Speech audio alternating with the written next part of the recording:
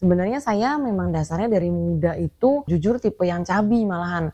Nah, saya memang jarang dan kayaknya nggak pernah merasa kalau saya tuh bisa makan apa saja seenaknya saya dan saya bisa tetap langsing gitu. Jadi saya udah tahu banget tentang diet dan tahu banget tentang kayak gimana jaga badan gitu.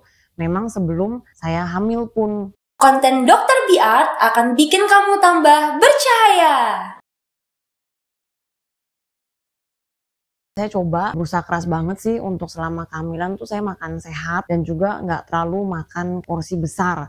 Tapi memang mungkin kalian juga tahu yang sudah pernah mengalami kehamilan kayak kadang kita pun nggak sadar kalau misalnya kita tuh ternyata makannya porsinya jauh lebih banyak dibandingkan dulu kita sebelum hamil. Karena memang dasarnya kan selama lagi hamil itu kita kayaknya sering banget merasa lapar gitu. Nah jadi mungkin karena genetik saya juga. Nah, saya tuh kehamilan pertama itu saya naik sekitar 25 sampai 28 kilo. Nah, setelah itu yang kehamilan kedua pun saya juga tetap menjaga makan dan diet. Itu pun saya naik 18 sampai 20 kilo sih gitu. Nah, cara menurunkannya sebenarnya jujur waktu kehamilan pertama itu saya memang diet dan juga saya mulai olahraga dan terutama daya bagian core itu saya olahraga mulai dari kayak post bulan lahiran. Jadi saya udah mulai kencengin lagi abs saya karena muscle daerah abs itu menurut saya memang saat hamil tuh yang paling ibaratnya kayak ke stretch dan lemah. Dulu sebelum hamil itu biasanya kita kan gampang banget untuk kayak ngencengin perut kita gitu ke dalam ya. Nah itu kan memang yang lumayan menguatkan otot perut kita dan mencegah kita kesan buncit. Tapi waktu lagi hamil tuh somehow kita berasa kayak perutnya tuh karena ada baby dan ada kayak tahanan, kita pun juga melemeskan jadinya. Jadi kayak lemesin semua, relaxin semua, jadi kayak otot pun mulai tambah lama tambah regang, tambah regang, tambah regang gitu. Jadi yang paling utamanya sih memang saya melakukan itu, lalu saya juga melakukan kayak Kegel exercise yang tujuannya untuk menguatkan lagi bagian selangkangan supaya jadinya kita pun juga masih tetap bisa kayak menahan pipis dan kayak masih bisa menahan BAB juga. Nah ini memang yang satu hal yang sering banget kayak wanita alami juga post lahiran tuh, kok saya malah jadi suka kebelet terus, nggak bisa nahan pipis. Nah itu juga memang karena otot area selangkangan mereka pun juga sudah mulai renggang dan lemah sekali gitu. Jadi itu yang saya lakukan dan di luar dari itu memang juga mulai menjaga makan dan makan makanan-makanan yang sehat dan bukan berkalori tinggi, tetap yang bernutrisi karena memang masih menyusui ya. Nah setelah itu tetap luangkan waktu untuk berolahraga, seperti itu sih. Memang nggak gampang, tapi ya pada dasarnya perlu konsistensi dan hard work lah ya gitu. Menurut saya dan pengalaman pribadi saya pun juga kalau dengar kadang-kadang teman-teman lain, memang biasanya karena habitnya itu selama 9 bulan dia hamil dan juga ditambah mungkin setahun sampai 2 tahun dia menyusui, mereka berasanya kayak karena ada kondisi tertentu, which is kayak kehamilan dan menyusui, mereka tuh kan lebih banyak dan makan yang berenergi dan mungkin menjadi satu alasan juga gitu untuk kayak makan lebih bebas gitu. Itu akan menjadi habit. Nah seperti saya kan juga saya yang pertama setahun saya hamil lagi. Jadi saya berasanya sebenarnya nggak terlalu banyak jeda ya. Setelah itu saya kayaknya kan melakukan proses itu lagi. Jadi selama hampir 3 tahun itu berarti saya tuh kayak makan seperti tidak terlalu dijaga kayak dulu gitu. Karena saya berasanya kan saya lagi nyusuin, kan saya lagi hamil gitu. Nah jadi setelah selesai semua proses itu sudah menjadi suatu kayak kebiasaan untuk kayak ya makan seporsi ini, memang benar kan saya dari waktu itu juga makan seporsi ini dan juga rasa laparnya itu dan rasa kenyangnya baru berhenti pas saya makan seporsi besar itu gitu. Jadi itu yang menurut saya sih mungkin hal paling sulitnya buat wanita-wanita di luaran juga karena mereka pun juga nggak sadar gitu. Nah makanya kenapa waktu itu saya setelah lahiran kedua itu saya sebenarnya sampai kayak niatin banget untuk balik ke berat badan saya yang sebelum hamil, bahkan sebelum hamil pertama. Kenapa? Karena saya berasanya udah cukup ya kayaknya segini, gak terlalu parah juga kok gemuknya gitu ya, udah mulai turun banyak juga ya seperti itu. Tapi satu hari saya coba lagi beres-beresin baju, kok kayak banyak kayak dress-dress gitu, yang saya pikir saya udah muat, saya cobain ternyata gak muat, dan itu tuh masih lumayan gak muat gitu. Nah padahal secara berat badan sebenarnya cuma sisa 4-5 kilo, tapi ternyata memang secara proporsi badan udah kayak beda banget bentuknya. Nah jadi akhirnya di saat itu saya mulai pikir, wah kalau saya manjain diri saya sendiri, saya belanja lagi tuh semua baju-baju yang sesuai saya punya body size sekarang, artinya saya nggak akan pernah berasa termotivasi untuk mencapai berat badan ideal saya lagi dulu gitu. Nah jadi akhirnya saat itu saya mulai bertekad tuh untuk kayak, oke yuk coba kita balikin lagi badannya ke body yang dulu, sampai bisa pakai lagi nih baju-baju ini, gitu. Nah, makanya di saat itu baru tuh saya mulai konsul ke nutrisi, karena sebelum itu kan saya udah coba untuk diet juga, makan bener-bener sehat dan juga kalori defisit juga. Terus saya juga udah olahraga dan exercise kayak sekitar seminggu tuh bisa 5 kali. Nah, kenapa ya kok kayaknya masih stuck banget gitu.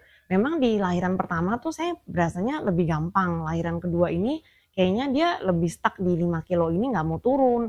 Nah, jadi makanya waktu saya konsul ke nutrisi, ternyata nutrisionisnya juga bilang, "Oh ya, coba deh mungkin kita revert balik ya semua kayak habit-habitnya ini." Tanpa sadar juga mungkin kan kayak secara body juga dia udah terbiasa dengan yang dulu tuh kayaknya makan harus rada banyak dan kayak kita walaupun berasa kita nggak makan banyak tapi sebenarnya itu juga udah lumayan gitu untuk porsi saat itu. Saya diminta coba aja untuk diet 2 hari nih 48 jam itu cuman diet air, which is cuman makan air aja tuh sama minum green tea gitu.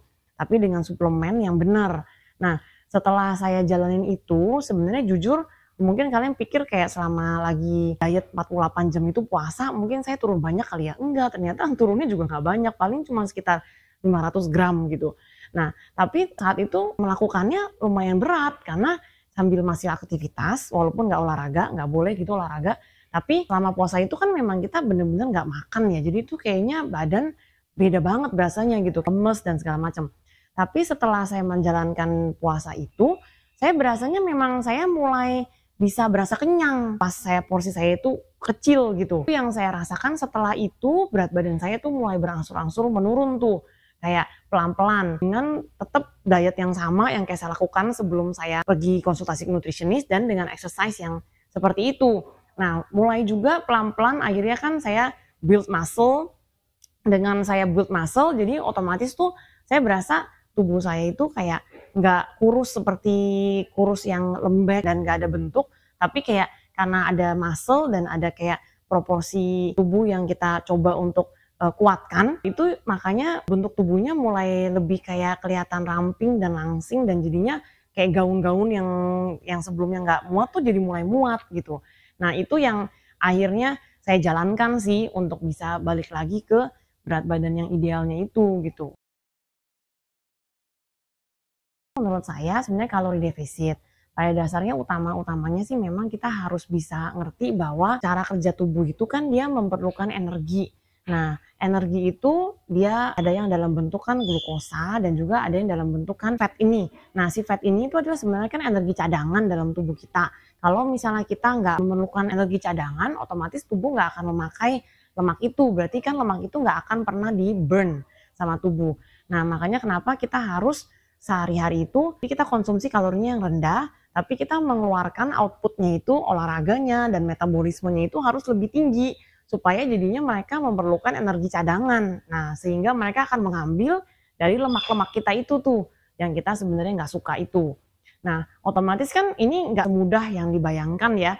Makanya kenapa saya juga jujur selama pengalaman saya dan selama perjalanan saya slimming itu, saya memang ada pakai kayak bantuan suntikan slimming juga dari klinik dan juga saya ada memakai mesin-mesin yang untuk membantu membakar juga sama sekalian sambil mengencangkan kulit saya juga supaya jadinya tuh ini semua menjadi satu sinergis ya. Karena kadang-kadang kan kita menunggu naturally kayak fat kita di area tertentu untuk hilang itu kan kayak lumayan lama dan butuh proses.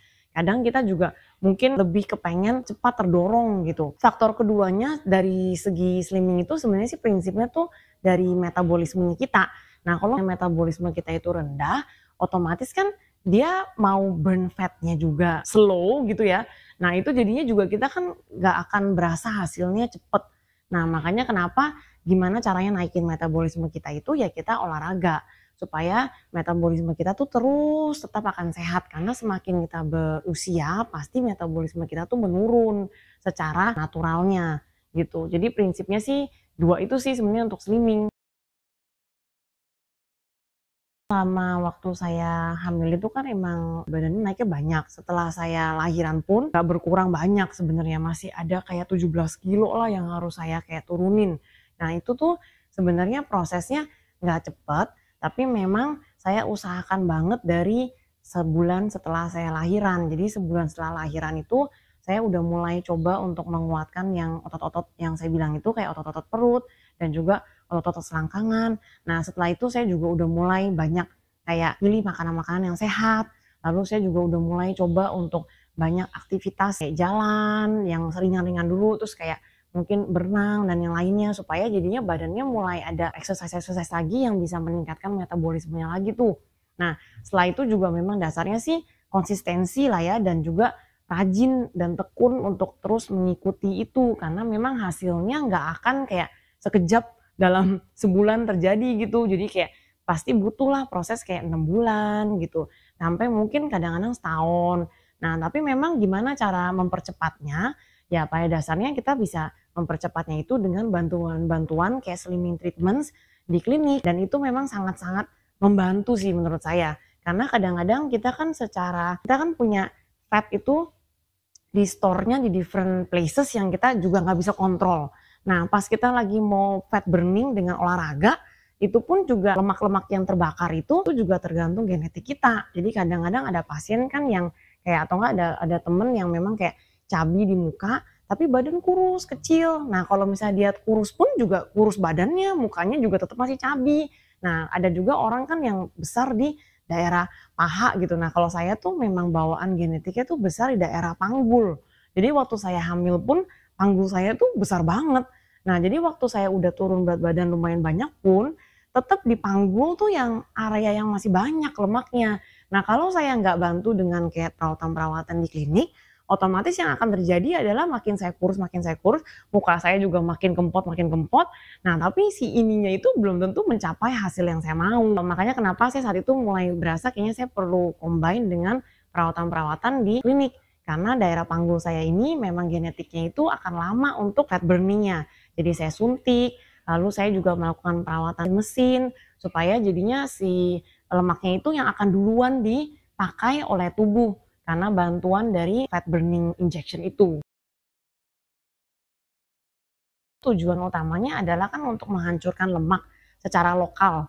Jadi area mana yang disuntik, area itu yang akan dihancurkan. Tapi memang bukan berarti setelah suntikan ya kita bisa makan seenak seperti itu ya. Memang dasarnya prinsipnya ya membantu saja proses slimming programnya kita sendiri. Jadi kalau misalnya kita emang dasarnya suntik area tersebut, lalu kita mau hasil yang bagus, ya kita jaga makan dan juga kita bantu untuk exercise juga. Supaya jadinya proses slimming daerah tersebut itu akan benar-benar tercapai oleh kalian semua. Dasarnya sih dia nggak bahaya, karena sekarang ini juga kebanyakan fat slimming injection itu bekerjanya hanya di lokal saja dan nggak ada efek samping apapun ke area tubuh lainnya.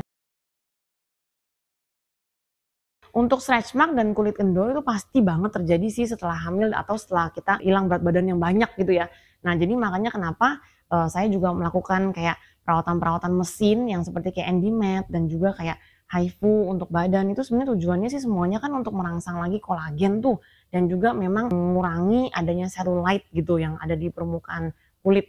Nah, jadi itu semua dilakukan tujuannya sih untuk mencegah. Memang belum sempurna dan belum tentu bisa sempurna stretch mark itu. Tapi minimal kalau kita ada perawatan dan kita ada lakukan, itu akan meminimalisir jadinya sih penampakan stretch marknya sama kulit kendurnya pun juga akan jauh lebih kenceng jadinya. Seperti itu sih. Ya, jadi bedanya sih sebenarnya mungkin dari segi metabolisme juga, sama mungkin juga dari segi body strength-nya kita juga lah ya. Selama waktu lagi di 20-an itu, hamil pertama saya sih sebenarnya saya berasanya, memang ini juga saya dengar banyak di teman-teman saya, pas mereka hamil di usia 20-an, kayaknya setelah lahiran itu mereka nggak perlu berusaha terlalu banyak, tapi mereka bisa menurunkan berat badannya lagi setelah mereka lahiran gitu. Tapi setelah mereka hamil yang kedua, ketiga, itu kan di usia udah 30-an. Nah itu tuh akan jauh lebih susah dan jauh lebih sulit untuk kembalikan ke badan sebelum mereka hamil. Jadi ibaratnya badan waktu mereka menikah ya, itu susah sekali. Ya mungkin karena memang metabolisme kita juga sudah lebih rendah dan juga yang kayak saya bilang mungkin body strength kita juga udah nggak sekuat itu ya gitu. Nah jadi makanya kenapa kalau misalnya kita memang mengalami kehamilan di usia 30-an, ya kita jujur juga harus banyak kayak bantu dan support dari sisi luarnya. Misalnya kayak treatment-treatment dari klinik yang kita bisa bantu combine dengan diet kita juga. Supaya jadinya kita bisa balik lagi ke proporsi tubuh yang sebelum kita hamil itu. BR, klinik berbasis teknologi Korea untuk dapatkan kulit bercahaya.